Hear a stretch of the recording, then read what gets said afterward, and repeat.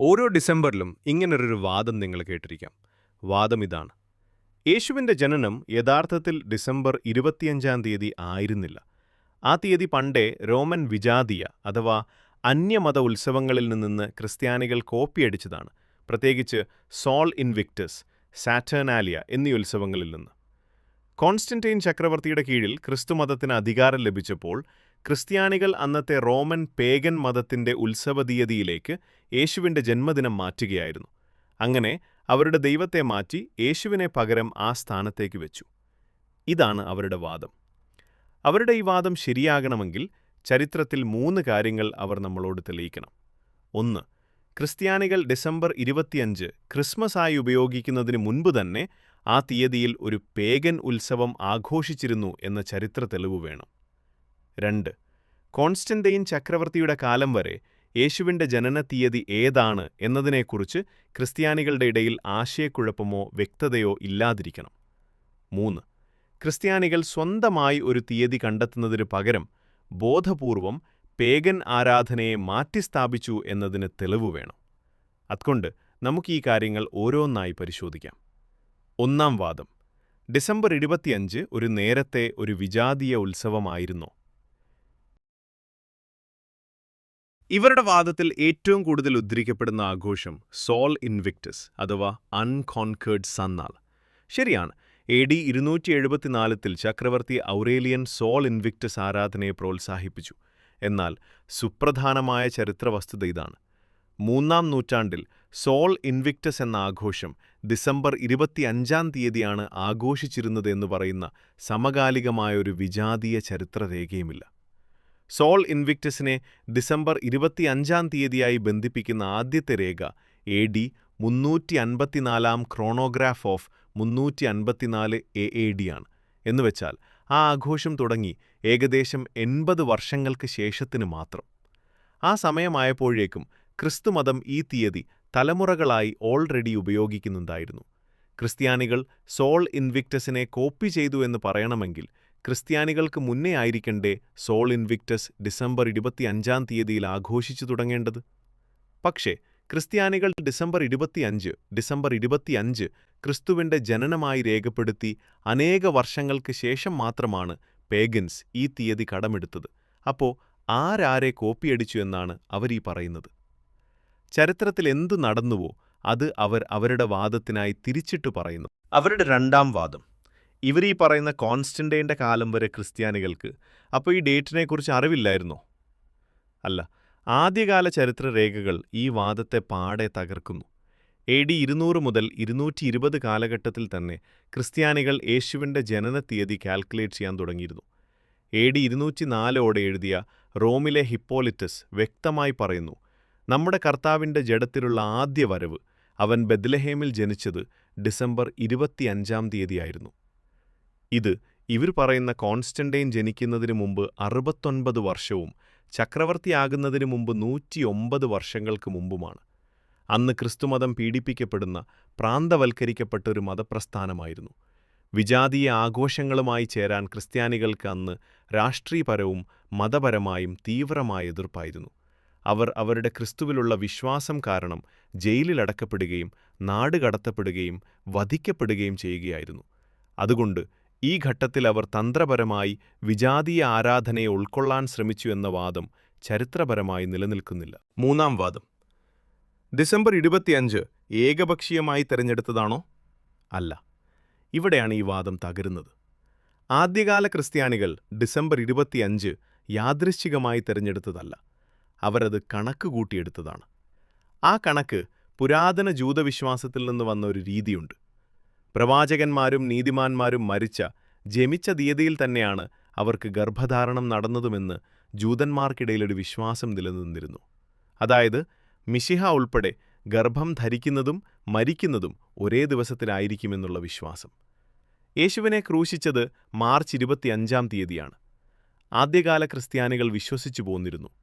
അവർ വിശ്വസിച്ച വർഷത്തെ റോമൻ കലണ്ടറിൽ പെസഹ വീണത് ഈ തീയതിയിലാണ്. അപ്പോൾ അവരുടെ വിശ്വാസമനുസരിച്ച് മാർച്ച് 25-നാണ് മരിച്ചതെങ്കിൽ മാർച്ച് 25 തന്നെയാണ് ഗർഭധാരണം എന്ന് അവർ കരുതിയിരുന്നു. ഇനി മാർച്ച് 25-നാണ് ഗർഭധാരണമെങ്കിൽ അതിൽ നിന്ന് പ്രസവകാലമായ 9 മാസം കൂട്ടുക. അപ്പോൾ ഡിസംബർ 25 എന്ന തീയതിയിലെത്തുന്നു. ഈ യുക്തി വിജാതീയ ആഘോഷങ്ങളുമായി തീയതി ബന്ധിപ്പിക്കപ്പെടുന്നതിന് വളരെ മുമ്പ് തന്നെ ക്രിസ്ത്യൻ ചരിത്രരേഖകളിൽ കാണാം. ഇനി ഇതുകൂടാതെ രണ്ടാമത്തെ ഒരു രീതി കൂടി ഉണ്ടായിരുന്നു ആദിമ ക്രിസ്ത്യാനികൾക്ക്.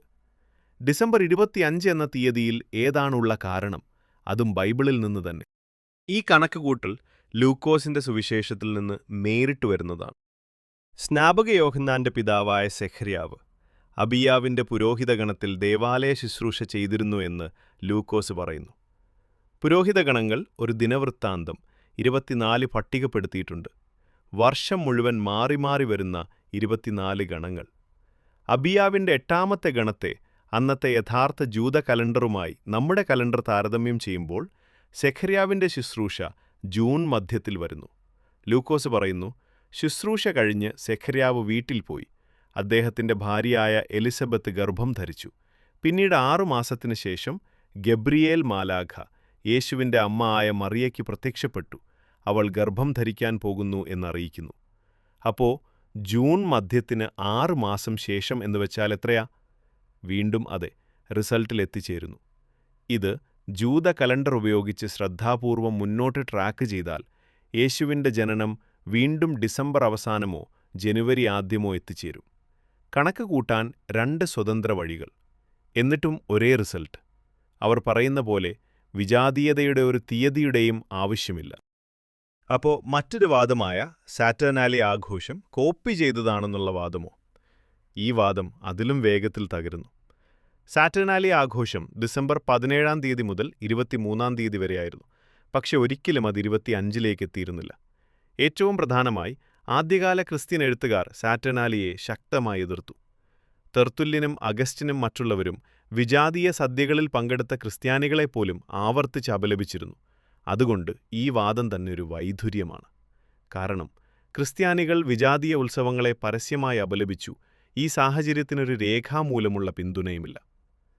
ശ്രദ്ധിക്കപ്പെടാത്ത മറ്റൊരു ചരിത്രപരമായ വിശദാംശം എന്താണെന്ന് വെച്ചാൽ, നമ്മൾ ആഘോഷിക്കുന്നതുപോലെ റോമാക്കാർ ജന്മദിനങ്ങൾ ആഘോഷിച്ചിരുന്നില്ല.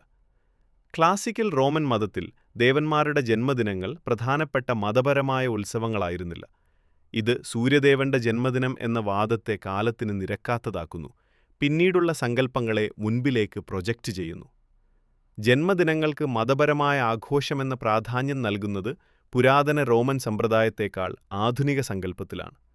ഇനി ക്രിസ്മസ് വിജാതീയമാണ് എന്ന നുണ സിദ്ധാന്തം എവിടെ നിന്നു വന്നു? അത് പുരാതന വിമർശനത്തിൽ നിന്നല്ല. വിജാതീയർ ക്രിസ്ത്യാനികളെ പരിഹസിച്ചതിൽ നിന്നുമല്ല. ജൂതന്മാരുടെ വാദപ്രതിവാദങ്ങളിൽ നിന്നല്ലേയല്ല. ഇതുടലെടുക്കുന്നത് 19-ാം നൂറ്റാണ്ടിലാണ്. പ്രത്യേകിച്ച് അലക്സാണ്ടർ ഹിസ്ലോപ്പിന്റെ 18 നൂറ്റാണ്ടിലെ ദ ടു ബാബിലോൺസ് എന്ന പുസ്തകത്തിലൂടെയാണ്. ഹിസ്ലോപ്പിന്റെ രീതി ലളിതമായിരുന്നു. ബാഹ്യമായ സാമ്യങ്ങൾക്കായി തിരയുക, ക്രൊണോളജി അവഗണിക്കുക, തെളിവുകളില്ലാതെ ഡോട്ടുകൾ ബന്ധിപ്പിക്കുക. ക്രിസ്ത്യാനികളും അല്ലാത്തവരും അദ്ദേഹത്തിന്റെ വാദങ്ങൾ പൊള്ളയാണ് എന്ന് ആവർത്തിച്ച് തെളിയിച്ചിട്ടുണ്ട്. എങ്കിലും അദ്ദേഹത്തിന്റെ നിഗമനങ്ങൾ ഇന്നും ഇന്റർനെറ്റിൽ വസ്തുത എന്ന പേരിൽ ഇന്നത്തെ ചില നിരീശ്വരവാദികളും ഇസ്ലാമിക ദാവാക്കാരും സെൻസേഷണൽ പോസ്റ്റ് ഇട്ട് റീച്ച് കൂട്ടാൻ വേണ്ടി പലരും ഷെയർ ചെയ്ത് നടക്കുന്നു. സ്കെപ്റ്റിക്കലായ പണ്ഡിതന്മാർ പോലും ഈ മിത്തിനെ തള്ളിക്കളയുന്നു. വില്യം ജെ ടൈഗ് നിഗമനം ചെയ്യുന്നത് സോൾ ഇൻവിക്ടസ് ഉത്സവം അന്നത്തെ ക്രിസ്മസുമായി മത്സരിക്കുന്നതിനായി സ്ഥാപിക്കപ്പെട്ടതാകാനാണ് സാധ്യത, തിരിച്ചല്ല. ലിറ്റർജിക്കൽ സ്കോളറായ തോമസ് ടാലി പേഗൻ കോപ്പി സിദ്ധാന്തത്തെ പുരാതന തെളിവുകൾ പിന്തുണയ്ക്കാത്ത ഒരു ആധുനിക കണ്ടുപിടുത്തം എന്ന് വിളിക്കുന്നു. ക്രിസ്തുമത വിമർശകനും ചരിത്രകാരനും കൂടാതെ നിരീശ്വരവാദിയുമായ ബാർട്ട് ഏർമൻ പോലും ക്രിസ്മസ് എന്നത് ഒരു പേഗൻ ഉത്സവത്തിന്റെ കയ്യേറ്റമാണ് എന്ന വാദം അതിശയോക്തിപരവും വലിയ തോതിൽ തെറ്റാണെന്നും സമ്മതിക്കുന്നു. ഇതൊരു ദൈവശാസ്ത്ര ചർച്ചയല്ല. ചരിത്ര വസ്തുതകളെ വളച്ചു ഒടിച്ചു സൂഡോ ഹിസ്റ്ററി ഉണ്ടാക്കി ആൾക്കാരെ തെറ്റിദ്ധരിപ്പിക്കുന്ന ഈ സംഭവത്തിന്റെ പേരാണ് ഏഥീസ്റ്റ് മിത്തിസിസം. ചുരുക്കി പറഞ്ഞാൽ, സ്വന്തം വാദം ജയിക്കാൻ ചരിത്രം വളച്ച് ഒടിച്ചു തള്ളുക. അത് റീലും യൂട്യൂബും കണ്ട് എത്തേയിസ്റ്റുകൾ കണ്ണടച്ച് വിശ്വസിക്കുന്നു. ഞാൻ ഏഥീസം വിട്ടതിന് ശേഷം പോലും ഈ നുണ വിശ്വസിച്ചിരുന്നു. ഏഥീയിസ്റ്റ് മിത്തിസിസം തള്ളുകൾ ഈ ക്രിസ്മസ് വിഷയത്തിൽ തീരുന്നില്ല. ഭാവിയിൽ അതിനെക്കുറിച്ച് കൂടുതൽ വീഡിയോകൾ ചെയ്യുന്നതാണ്. ഇനിയൊന്ന് റിക്യാപ്പ് നോക്കാം. വ്യക്തമായി സാവധാനം. AD 200 മുതൽ 220 വരെ ക്രിസ്ത്യാനികൾ ഡിസംബർ 25 കണക്കുകൂട്ടിയിരുന്നു. സോൾ ഇൻവിക്ടസ് ആ തീയതിയിൽ പ്രത്യക്ഷപ്പെടുന്നത് അതിനുശേഷം വളരെ കാലത്തിന് ശേഷം മാത്രമാണ്. സാറ്റർനാലിയ ഒരിക്കലും ഡിസംബർ 25-ാം തീയതി ആഘോഷിച്ചിരുന്നില്ല. വിജാതീയ ക്രിസ്മസ് സിദ്ധാന്തം തന്നെ 18-ാം നൂറ്റാണ്ടിലെ പ്യൂരിറ്റൻ വാദക്കാരുടെ കഴമ്പില്ലാത്ത ചില നിഗമനങ്ങളിൽ മാത്രമാണ് പ്രത്യക്ഷപ്പെടുന്നത്. ഇത് മനസ്സിലാക്കാൻ നിങ്ങൾക്ക് വിശ്വാസം ആവശ്യമില്ല. നിങ്ങൾക്ക് ലേശം ചരിത്രബോധവും അതിലെ ക്രൊണോളജി മാത്രം മതിയാകും. ചരിത്രപരമായി പറഞ്ഞാൽ ക്രിസ്മസ് വിജാതീയതയിൽ നിന്ന് വന്നതല്ല. ചരിത്രത്തെ മാനിക്കുമ്പോൾ ഈ വാദം സ്വയം തകരുന്നു.